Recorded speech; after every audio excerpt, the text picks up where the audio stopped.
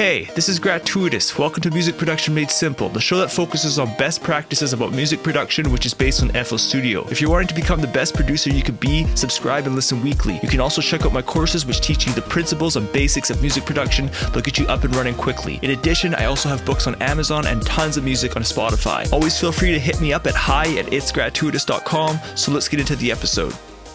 All right, hey, what's up, everybody? Welcome to Music Production Made Simple. So this is actually super exciting for me. First of all, how to get the most out of this podcast, okay? So I'm going to be having an Ask Gratuitous session every once in a while. So what you guys can do is come to the podcast page. It's at itsgratuitous.com/podcast. Select an episode, and at the very bottom, there's going to be a contact form. You guys can just ask me a question. So you guys can either subscribe on however you listen to these podcasts, but the best way to do it is if you do come to my website. On the actual page for each episode, I'm going to be leaving a resource section. So if I talk to you, about courses, links, books, I'll always include links to what I've talked about in each episode. In addition, I've also allowed you guys to support the podcast for $5 a month. That financial contribution will help tons. Again, this podcast has taken a lot of time to figure out, and all that research, coding, all that kind of stuff, that's taken me about a month up front to figure out, how to put together a high quality podcast. In addition, I've also been doing a lot of planning. I have 11 episodes planned so far. I have 2 pages of ideas already. So the goal of this podcast is to teach you best practices with music production, kind of get through the fluff and get right to the point, talk to you about what you really need to know as a music producer. I also want to create episodes in terms of how to prepare you for what life is like as a producer, because, as soon as you start venturing out into entrepreneurship, which is really, being a music producer, you don't just have to sell your music. Like, I've taken more of the approach of selling courses and books and providing knowledge, right? But when you are in the entrepreneur lifestyle, it's, the music is really no longer fun. It's now a business, and you have to make sure that you really enjoy this to really pursue it as more than just making the music. Because when you first start up, it's fun. It's just a hobby. You're doing your thing. But eventually it turns into it's a business, and it can get tiring, especially when you don't see results. I've been doing this for over 10 years now. I've seen a lot of ups and downs, but over the years, I continue to push through and keep growing, okay? I'm also wanting to show you guys some real audio examples in this podcast too. For example, if we're talking about compression or cut itself, not every single episode is going to be like that, but from time to time, I will do something like that. And I think that'll be a really cool approach, so that you guys can hear the before and after and see the power of that technique that we're talking about. And in those episodes, I'd highly recommend listening with headphones or earbuds or something where you could really hear the audio nice and close, okay? So I just want to talk a little bit about me personally, as well as a producer. That way you guys can get a little bit more of a sense of who I am and, my approach to this music industry. So I'm both a music producer and recording artist. I actually have 9 beat tapes. The 9th one is a greatest hits. So what I did was I took volumes 1 to 5. I took my favorite tracks and I combined them into a greatest hits. And I'm planning to do that when I am going from 6 to 10. So right now I'm on volume 8. So I have 2 more releases before greatest hits volume 2 comes out. For myself, I've taken more of the beat tape approach to releasing my music. And I feel that is a lot better for branding. It allows your listeners to follow the series. And, for example, if they join in, let's say volume 6, for example, they can go all the way back to volume 1, as well as if you have any future releases. It also allows your listener to get a more sense of who you are as a producer, especially if, you're not just creating that same style of music. Throughout my audio career, I've also worked with a Grammy-nominated artist. It happened really cool. It just happened over an email. They asked me, it was like, hey, can you make a remix of Amazing Grace? And I was like, okay, I'll try it out. I sent him the beat and he recorded that same night. So it happened within a day. And we ended up doing 2 tracks or whatever. I have a different approach in the sense of when it comes to selling music because of my faith. I believe in Jesus and stuff like that. So my approach to selling music, he has revealed to me that it's wrong to sell music with the name of Jesus in it. If you want more information on, what I just said there's a couple scriptures that I'll link to that reveal where the stories have happened in the Bible about this. It's called the cleansing of the temple. And what happened was Jesus walked into the temple and there was people selling stuff in the temple. They were selling doves for sacrifices and stuff like that. And Jesus walked in, he made a a cord, like I think it says like a scourge, and he went and he kicked over all the tables, and he just like pretty much told everyone like, you got to leave. Like, this is my Father's house. It's a place of worship. It's not a place of selling stuff. Okay. And the thing is, in like the Christian music industry, what these artists are doing is they go from church to church to church. And what do? They set up a merchandise table and they sell their music. And really, it's like, who's that benefiting? Like, that's not benefiting Jesus, it's benefiting that artist. So I don't want to get too much into it, but that's just going to give you just a little bit of an idea of who I am as a music producer. So that's why if you go to my website, that's why all my music is for free, even though it is on like these streaming platforms like Spotify and stuff like that. I've only done that so that it's easy access for potential listeners, or even people who like my music, but they can just simply stream it quickly. But in terms of myself for creating music, so I'm really big on not following the trends, because the way how I see it is trends come and go. But if you get liked for who you are, for your music creation, for your style, that is huge. Okay. So there's kind of like a balance in between. Yes, you have to create, what people like, but at the same time, you have to create what you like. And that happens for two reasons. First of all, you're going to enjoy what you're doing for a long time. And that's super, super important, because if your music takes off and you start making money through this music industry, in 10 years from now, you can still create your music on how you like, not on what your fans like. Okay. It's kind of a combination of both. And I also find by doing that, you won't get in this producer's block, okay? Because right now, if you're creating what's in, what you're doing is you're hoping to get found by, the popularity behind these certain genres. For example, trap music is in right now.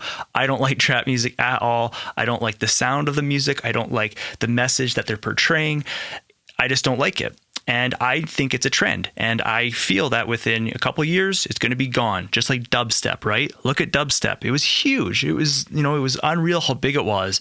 But it's gone. And personally, I'm happy. Like, I didn't like that music. The thing with dubstep, it was like, there's certain parts of dubstep where like the melodies, like it sounded so good, and then all of a sudden it went into like the LFO wobbles, and it was just like, man, like, okay, next song, like let's go to a song like where I can actually enjoy the melody. So now in terms of music production, the gear and stuff like that, so I'm really big on keeping things simple. Now that we're in the digital age, it's awesome. It's affordable. We can recall presets just by opening up a project from our music program. Back in the day, if you were on an analog console and you made a mix, a week later, someone wants to change like how the vocal sounds or whatever, like how do you approach that? Like you have to go to the console, dial all the knobs back. Like that is, that's so backwards. So you have to be careful on the knowledge that you are receiving within this music industry. For myself over the years, as I've been starting up, trying to read all this stuff, what I found is there's kind of like an older generation in the music industry, and they are the ones many times putting out these myths and rumors in terms of audio production. For example, like in the box, it sounds cold and dry, but it's like, well, nowadays they also make analog plugins. So to give you that same sound as like the hardware gear. Again, you just kind of got to be careful of what you're listening to out there. But what I'm trying to say is I like to keep things simple. I like to save money, but at the same time, still get the highest quality results out of my music, out of my sound, pretty much whatever I try to do online, like even with video editing or whatever. I'm always trying to keep it simple, save money, while still getting the highest quality, okay? Because no matter where you go in life, there's always going to be that kind of balance in between you pay for what you get versus, once you start paying way more, you're only getting a few percent more. And so on the personal side of things in my life, so, everything can't be about music when you're a music producer, because since music has become your business, you got to know how to balance your time to do other things. And it makes it really, really hard because, for example, like if I'm making my beat, now I got to, mix, master it and get it ready. So now if I go create the artwork, it's like, well, I'm still working on my music. If I go to release it on like Spotify and stuff like that, it's like, I'm still working on my music, even though I'm not actually creating the music. And then, for example, like let's say I'm talking about like my courses or my books, and it's like, I'm still trying to create and market those. It's like, it's like my life is always about music, always about somehow to do with music, and it can get really, really tiring.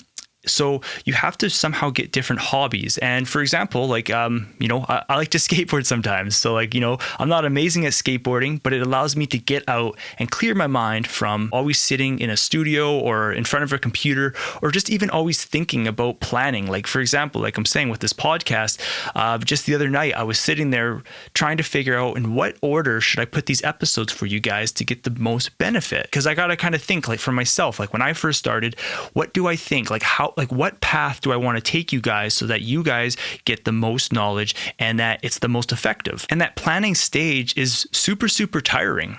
But the thing is, since I've planned, maybe I can take a day break or whatever and come back. And it's just like, now that I have that planned, it's actually saved me so much time in the future. Hobbies are really, really important just to get you away from your business. I usually go skateboarding with a buddy. And, even sometimes like just the other day, we went and like threw the Frisbee. And it was just like, it was super good exercise after like we were just sitting on the grass, chilling, talking. But again, it just allows me just to get away from my music business. And when I say that, it's very loose, right? Because, I create courses, books, tutorials, I write articles, but then I also create the music. And, if this is your approach to it as well, it's like, it's very, very tiring. Now, I just want to share with you the music program I use, okay? So this podcast is going to be based on FL Studio, but that doesn't mean that you can't learn, because for the most part, I typically do teach the principles of music production, the fundamentals that you have to know to excel. And that's to do with like anything in life. Like you always want to know the basics, because as soon as you know the basics, it's easy to go to the advanced topics, because as soon as you get stuck in the advanced topic, you can always go back to the basics and you'll be like, okay, I see where this is all linking together. But as soon as you don't know the basics, that's where you start to crumble, okay? So like I'm saying, I teach the basics and fundamentals, even though I use FL Studio. However, from time to time, there are certain features of FL Studio which will make that information unique, and you may not be able to follow along in certain areas, but that's the way it is. I use FL Studio. So I just want to talk about why I use FL Studio and why I like it so much, okay? So the biggest selling feature of FL Studio is that it's a one-time payment, okay? And you get lifetime free updates, and they're constantly updating this software. Like I think I started on like FL Studio 8 or 9, and it has come such a long way. I have gotten so many free updates. Like I'm so grateful for that. A lot of these other companies, they charge an upgrade fee every year or like however often they upgrade, and it's not cheap. It's like $150 per upgrade. A lot of times it's like, what did they really include to make that worth your money? Some upgrades are obviously better than others, but that's a huge selling feature. And I don't think any other music program, DAW, offers that in the industry. In addition, as a company, they are just such an amazing company. Like they actually listen to their users, which is super rare. Like how often do you read, online, like on forums or like, social media, wherever, that people are always complaining about this company because they don't listen, or, the users are constantly asking for this one feature. And like, you can actually see like, there might be a blog post and you scroll down, look at the comments, and it's like, there's like 20 comments all asking for the same thing. And FL Studio, ImageLine is the creators of FL Studio. That's the company name. They actually listen to their users, okay? So they ask what the users want to see most, okay? And then what they do is they create betas, so test versions, and they allow their users to test them out before the actual release. And that's huge. Like they actually listen. Like I remember one time I actually asked for a feature. And, not to say that it was because of me that I got included, but I do recall asking for this feature, and in the next release, it was there. And it was to do with like having a start and stop point of a sample, just like you can do with like, MPCs and Machine and stuff like that. That was not a feature that was included in older versions of FL Studio. That just allows you, like, let's say you were working with like a kick drum or a clap, whatever, you can actually trim the beginning or end to fine tune it. And then FL Studio has these in and out knobs, which are super, super amazing. I'll share that technique with you in later episodes. So they actually listen to you as a user, okay? That's really, really crucial. Now, they're also super active on the forums. Now, these are the actual developers of FL Studio. A lot of times, a lot of companies, what they do is they hire someone. They might look at someone's resume and their resume says that, yes, they're really good with customer service, but it's like they might not actually use the software. They might just be learning it as they're trying to be the customer service person. But like I'm saying, ImageLine, the actual developers use the forum. It's amazing. Like you have a question, they're there. If there's a bug, they add it to probably like their development list of like bugs they have to fix, and they come out with updates. It's amazing. In addition, FL Studio has tons and tons of power users. So these are really, really popular people within the music industry. And FL Studio is also known for its super, super fast workflow. That's why a lot of people use it. Now, don't get me wrong. Every single music program has its pros and cons. Like at the moment, FL Studio isn't like the best when it comes to like audio clips, whereas other DAWs, you might have more control on automation over like the actual audio clip. Like you can still automate in FL Studio, don't get me wrong, but it's just other DAWs are maybe more tuned towards working with real audio clips, whereas FL Studio is more of like a, MIDI and, a sequencer, but the workflow is amazingly fast. And like, don't get me wrong, like if you want to record vocals, you can record your vocals into FL Studio, get, commercial results, super high quality. I'm just saying in terms of like the audio clips, maybe some DAWs might have a little bit a better workflow that way. Now, FL Studio is probably the fastest growing music program, the fastest growing DAW. Okay. If you guys look at YouTube tutorials, what is the most popular software that you see? It's FL Studio. I even had a student that is currently a part of my membership. And if you guys don't know, I have a membership where you guys can sign up for a monthly fee. Currently, it's $10 a month, and you guys can get access to all of my 16 FL Studio courses. But they signed up, and when they first asked me, they were using Reason.